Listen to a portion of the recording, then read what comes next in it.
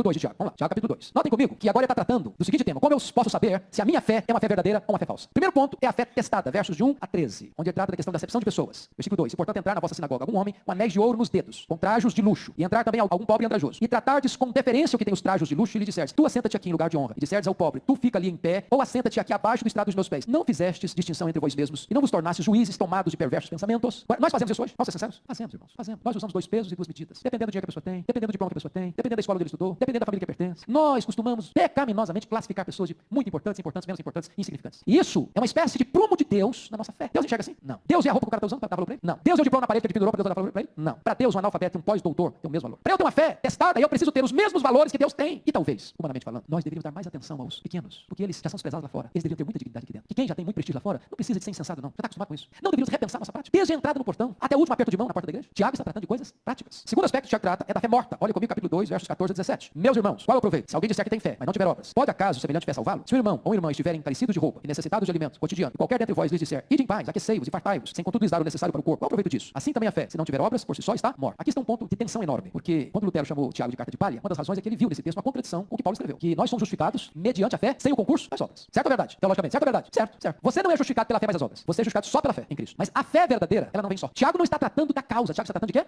Do efeito. Paulo, quando escreve: nós somos salvos pela graça, mediante a fé, isso não vem de vós, é dom de Deus, não de obras, para que ninguém se glorie, está tratando de quê? Da causa. Se não entendermos isso, vamos fazer uma salada na nossa cabeça. Você que é salvo só pela fé, independentemente das obras, precisa provar a sua fé através das obras. Não é fé mais obras para ser salvo, é só fé. Mas a fé única que salva, ela produz obras. Ela se prova pelas obras, ela se evidencia pelas obras. Esta fé salvadora que justifica, que nos traz salvação, só Deus vê. Mas a prática da fé, que são as obras, os homens precisam ver. E Tiago está dizendo isso. Se o seu cristianismo é verdadeiro, se a sua fé não é uma fé morta, isso tem que ser prático na sua vida. Não é só chegar aqui, cantar e orar e dar glória a Deus, escutar um sermão, ir para casa, que glória, que bênção, que maravilha. Onde entra a prática desse cristianismo? Terceiro lugar, a fé dos demônios. Olha que coisa incrível. Vamos ler versículo 18 e 19. Mas se alguém dirá: tu tens fé e eu tenho obras, mostra-me essa tua fé sem as obras, e eu com as obras te mostrarei a minha fé. Ele está fazendo um trocadilho bonito aqui. Ele causa e efeito. Quem diz que tem a fé causa, mas não tem o efeito, essa fé não tem causa. Mas se eu mostro para você o efeito, você prova que eu tenho a causa. E aí chega no 19 e diz assim: crês tu que Deus é um só? Fazes bem, até os demônios creem e tremem. E aí eu fico impressionado, porque os demônios, eles têm uma fé assim bem avançada. Sabes tu que Deus é um só? Fazes bem. Tem muita gente que não sabe que Deus é um só. Tem muito politeísta por aí. Então o demônio está assim muito na frente de muita gente hoje. Você pega um teólogo liberal, ele não acredita que Deus é um só. Ele não acredita na divindade de Cristo. Então os demônios são mais ortodoxos do que os teólogos liberais. Agora notem, eles não só creem, eles fazem o que mais? Tremem. A fé dos demônios tem razão e tem emoção. O que Tiago está querendo mostrar para nós é o seguinte, irmãos: você não pode se considerar um cristão apenas pelos dogmas certos que você professa. Professar os dogmas certos é fundamental, é inegociável. Você não pode ser um cristão se você não professa a verdade. É claro. Ah, não, eu não creio que Jesus é o filho de Deus, não, então você não é um cristão. Ah, eu acho que a salvação não é pela graça, então você não é um cristão. Ah, eu acho que a Bíblia é um livro comum com qualquer outro, então você não é um cristão. Ah, eu acho que Jesus não ressuscitou, então você não é um cristão. Agora, imagine, não, eu creio que Deus é um só, eu creio que Jesus nasceu da Virgem Maria, eu creio que ele apareceu sob o poder do Ponto Pilatos, eu creio que ele morreu, eu creio que ele ressuscitou, eu creio que ele voltou para o céu, eu creio que ele vai voltar, eu creio na Bíblia, eu creio. Isso por si só me faz um cristão? Não necessariamente. Ser um cristão implica na transformação que essa verdade produziu em mim. Se eu creio nisso, a minha vida é outra. Porque os demônios creem, mas eles não são convertidos. Os demônios creem, mas eles nunca foram regenerados. Os demônios creem, mas eles vão para o inferno. Então notem a urgência de Tiago. Ele está lidando com a prática do cristianismo. Quarto e último lugar, Tiago vai tratar agora da fé salvadora. Versículos 20 a 25. Eu peço a você que leia comigo. Queres, pois, ficar certo, ó homem insensato, de que a fé sem as obras é inoperante? Não foi por obras que Abraão, nosso pai, foi justificado quando ofereceu sobre o altar o próprio filho Isaque? Vês como a fé operava juntamente com as suas obras. O efeito foi pelas obras que a fé se consumou. E se cumpriu a escritura, a qual diz: ora, Abraão creu em Deus e isso lhe foi imputado para a justiça. E foi chamado amigo de Deus. Verificais que uma pessoa é justificada por obras e não por fé somente. De igual modo, não foi também justificado por obras a meretriz, Raabe, quando acolheu os emissários e os fez partir por outro caminho? Porque assim como o corpo sem espírito é morto, assim também a fé sem obras é morta. E aí vamos entender. Não é que Tiago está contrariando Paulo, que é fé mais obras. O ponto que ele está mostrando, veja você, é o que está escrito, versículos 22 e 23. Vês como a fé operava juntamente com as suas obras. Falando de Abraão. O efeito foi pelas obras que a fé o quê? Se consumou. De que maneira que Abraão foi justificado? Versículo 23. E se cumpriu a escritura a qual diz: ora, Abraão creu em Deus, isso lhe foi imputado para a justiça. Agora, vamos entender o Abraão. Abraão, eis aqui, senhor. Pega o teu filho, teu único filho a quem amas. Vai e sacrifica-o lá no Monte Moriá. Que distância? 3 dias de viagem. O que Abraão fez? Duvidou? Não. O que ele fez? Ele creu.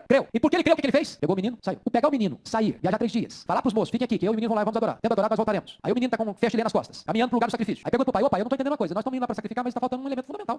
Todo o cordeiro. Tem aqui a faca, tem aqui o fogo, tem aqui a lenha. Mas e o cordeiro? Deus proverá, meu filho. Para si o cordeiro. Aí chega até lá. Quantos anos tem Abraão? Quantos anos? O menino devia ter uns 17 anos. Quantos anos tem Abraão então? 117. Agora pensa comigo, Abraão, agarrando o menino pelo pescoço. Fica aqui, menino. Foi assim? Ah, não foi. Certamente o Abraão sentou com seu filho. Eu preciso contar uma história para você. E aí começa a contar como Deus apareceu para ele. Como ele esperou 25 anos até ele nascer. Como Deus era fiel em todas as suas promessas. Meu filho, Deus me pediu para sacrificar você. E eu creio, meu filho, que Deus vai ressuscitar você. E o menino disse: papai, eis-me aqui. Sabe por que isso assim? Não é este o texto que mais retrata o que Deus fez com seu filho Jesus? Jesus foi para a cruz contrariado? Não. Foi um conselho eterno. O pai e o filho. Mas disse: meu filho, eu estou te entregando. Não vou poupar sua própria vida, para que aqueles que estão perdidos sejam salvos. Meu filho diz: eis-me aqui, meu pai. Eis-me aqui. Foi essa atitude de Abraão que a Bíblia chama de obras. A fé se consumou pelas obras. Se Abraão disse: Deus, eu creio em ti, mas eu não vou lá, não. Eu creio em ti, mas não sacrifico, não. Eu creio em ti, mas não te obedeço, não. Eu creio em ti, mas não faço a tua vontade, não. Essa fé é morta. Eu creio em Deus, mas não obedeço a Deus, não. Eu creio em Deus, mas não faço a vontade de Deus, não. Eu creio em Deus, mas não me santifico, não. Eu creio em Deus, mas eu amo o mundo. Que fé é essa? É fé morta. Quando Raabe creu, o que ela fez? Ela protegeu os espias. É o fato dela ter protegido os espias e não entregado os espias à população de Jericó, é que a Bíblia diz que ela também foi justificada pelas obras, no sentido de que a fé dela se evidenciou pelas obras. Tiago não está contrariando Paulo. Tiago está, de certa forma, complementando o que Paulo disse com exemplos. Ok, vamos pegar o texto de Paulo agora. Efésios 2. Pela graça, sois salvos mediante a fé. Isso não vem de vós, é dom de Deus. Não de obras, para que ninguém se glorie. Mas vamos continuar. Pois somos feitura dele, criados em Cristo Jesus, para as boas obras, as quais Deus preparou de antemão para que andássemos nelas. Então note você que Paulo está exatamente dizendo o que Tiago está nos ensinando aqui. Qual é a base meritória da salvação? A graça. Qual é a base instrumental da salvação? É a fé. Qual é o propósito da salvação? As obras. As obras. Você foi salvo pela graça mediante a fé para as obras. Tá tudo certo. Não estão batendo cabeça. Eles estão dizendo a mesma verdade. A Bíblia não se contradiz. Do contrário, não seria palavra de Deus.